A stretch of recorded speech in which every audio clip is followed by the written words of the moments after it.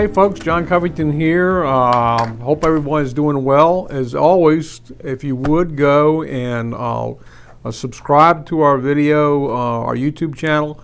We only have 7 more to go until we hit 100, and that will be just absolutely great. And then also like it, and then if you know of anyone who doesn't have the book, it'd be great for get more book sales also. A couple things.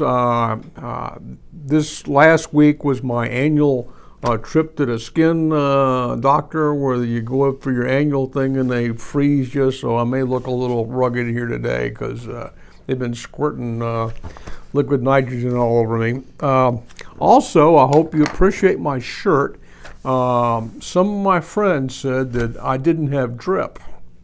Now, some of my friends say that I'm dripping and I have dope. Now, I don't know whether they say I have dope or whether I am a dope.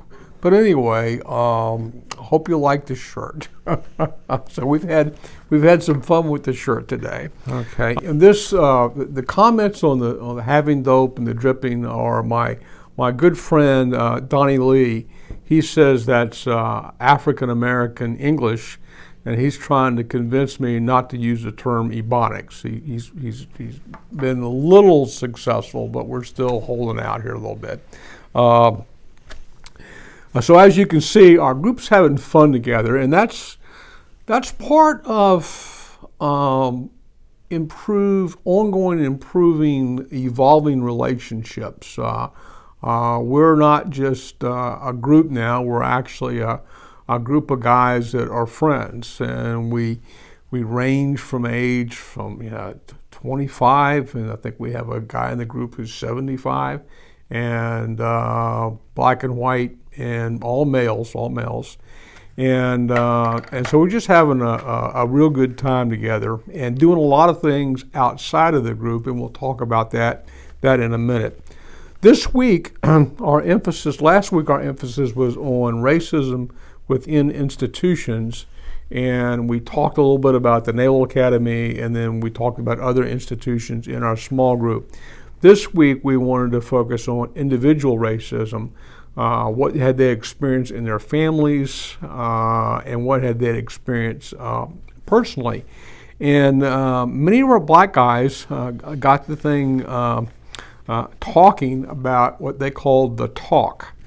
And many of you folks that are black probably know what I'm meaning when I talk about the talk. And what they meant it to be is the talk that a father and mother have with specifically a young man, as to what happens if they're pulled over by the police. Making sure that your hands are visible and all the things to ensure that they come out of that experience in one piece. And so we had several people talking about, and what we do is we have a topic, and then we go around the room, and everybody has an opportunity to share, and we can interrupt and ask questions and stuff, but everybody gets an opportunity to talk. It was sort of 50-50 amongst blacks and whites as to whether or not they have had the talk or whether they have given the talk. And the more we talked about it in our group, the more we sort of agreed that everybody should have the talk, because it turns out that this is a safety talk. You may have been pulled over based on profiling or racism or whatever, however you were pulled over. But the fact is, you're now pulled over, and you have asked a law enforcement officer to go into an environment that could be trouble. They don't know what's there. Remember, they have families, they want to come home too. So to do everything you can, whether you're black or white, to ensure that officer that they are not threatened, that you don't offer any type of a threat to them. And so it was really a good discussion, and I don't think we all understood that until we actually dialogued amongst ourselves and said, yeah, this actually makes pretty good sense. If you get in this particular type of situation, here are ways to survive this situation without it escalating and it becoming a bad situation. So we were all talking about that, and we get around to our guy that's part of the sheriff's department. We have a sheriff's department captain, and it was sort of funny. Guy walks into a church cafe, packing a gun, so it sort of looks a little bit funny.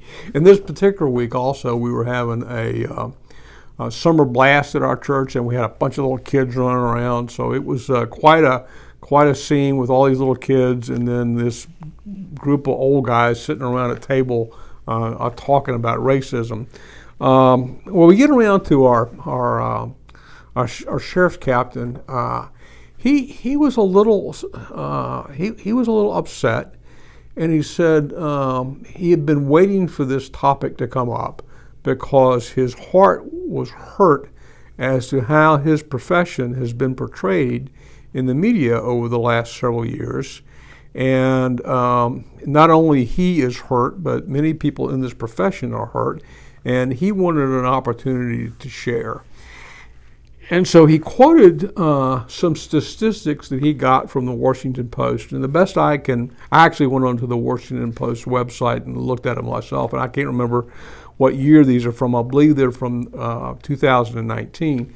But here are just some facts from the Washington Post. There are 1 million law enforcement officers about in the country.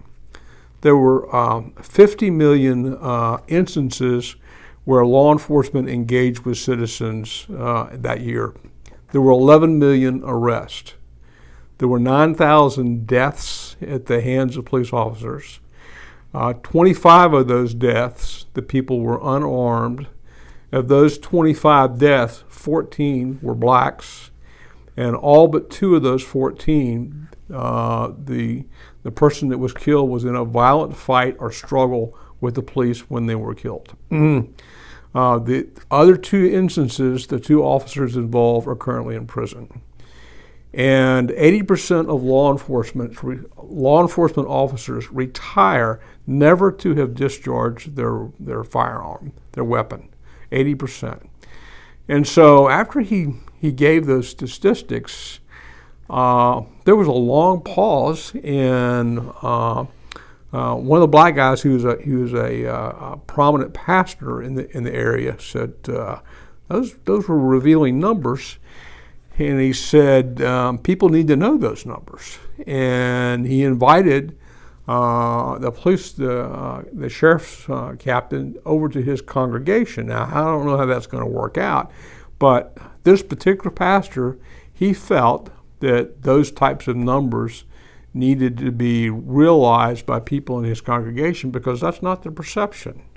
And perception can be reality, and he felt it important to get the proper perception out there. So let me stop here and say that these are relatively uncomfortable, tough discussions that we're having. And this group's been together since February, March time frame. I certainly wouldn't want for you to go form a group and the first week you start talking about stuff like this. I just don't think it would work. Because since the early spring, we've developed relationships and trust amongst us to where the people in our group are comfortable being uncomfortable. And I think that part of this whole thing is learning to be comfortable with being uncomfortable and talking about difficult topics and appreciating other people's views on those topics. You may not agree with any of this, but I hope that you understand that the people that are talking about this are sincere and they're good people. And so anyway, one of the things that the sheriff's captain and the black pastor have in common is a deep, deep, deep sense of love for the Lord and for Scripture. They have a common bond that trumps any other type of conflict that might come. And so each of them default to their common goal and their common love. So anyway, it was really invigorating conversation. And it took almost a whole hour, and we were running out of time. And our district attorney, Hayes Webb, he was sort of over on one of the last people to speak. And we almost cut the meeting off and said, no, everybody wants to hear what Hayes has to say. So we ran over, and Hayes basically was sort of validating everything that was said by the people that talked about the talk, and also about our sheriff's thing on the data. And then he said, I'm going to have we're having on July the 1st, which is today, at 8:30 in the morning at the courthouse, we're having a reading of the Declaration of Independence. I surely would like my small group to come there. And so this morning, sure enough, basically the entire group, our little motley crew, showed up at the courthouse and supported our friend Hayes Webb, and a group of men and women, black and white, reading the Declaration of Independence from the steps of the courthouse. It was sort of a neat deal, and it was fun. Everybody hugging and giving fist bumps and everything. The group doing things outside of the small group, and so. A couple other things that are going on in not this Saturday, but the next Saturday. We'll be having a little small Serve Day project over at the Tuscaloosa Youth Detention Center, where the Shelton State basketball team and hopefully a couple of guys from the University of Alabama basketball team are going to be playing ball and giving a clinic to the kids at the detention center. Other people are going to be cooking hamburgers and hot dogs for them, so we're going to be eating hamburgers and hot dogs with them, playing basketball and shooting the bull. That'll be Saturday, July the 10th, and we're really looking forward to that. That's going to be a lot of fun. Another thing is this community unity event that we talked about before, which is going to be July the 21st, has really started to organically get big. We've got, we're going to have room for 60 exhibitors in there. We're going to be playing, we're going to have a basketball dunking contest. We're going to have a three-point shooting contest. We have a home run hitting contest. We're going to have the Shelton State baseball team, the Shelton State basketball team involved in this. We're going to have video games. We're going to have raffles. And to get a raffle ticket, you got to sign up with Alabama Workforce Development. And what we're raffling off is a pair of, some Jordan tennis shoes, some nice video games, and it's just going to be. We want to have a fun time for all. We've got Stillman College is involved. We got the University of Alabama is involved. We got, of course, Shelton State's involved. Alabama West Alabama Chamber of Commerce is involved, and it's just we're really, really excited about that. And we want to have this be a once a quarter deal, so people can start to look forward to it and to plan towards it. We do not want it to be a one and done type of a deal. We want it to be an ongoing type of a deal. And we see things growing out of this event. The idea is to try and give a lot of people, show them things that opportunities and things that otherwise they wouldn't be exposed to. So we're looking forward to that.